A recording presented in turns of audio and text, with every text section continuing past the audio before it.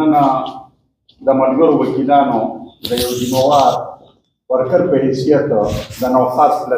پرس کلب ته سره د ظاهرشاه خان د وقار خان راغلم او دا کوم الیکشن چې وشو د قانون مطابق د آئین مطابق او د پرس کلب د خپل آئین چې کوم دی د هغې مطابق وشو نو زه د شهنشاه تفهیم صاحب ته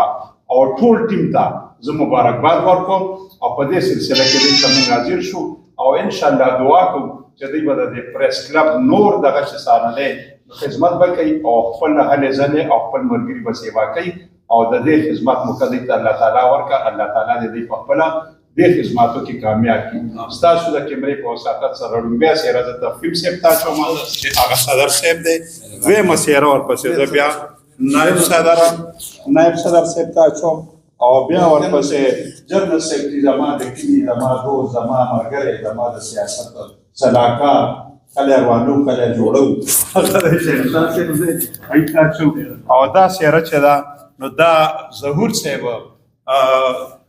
فینانس سیکرټري چې کوم دی دا خالد نظیر صاحب ته اچوم او دا نورې څېرې چې کومې دي جاینټ سیکرټري زاهد شاهد صاحب دی او دا نورې څېرې د فاروق ماجد لاله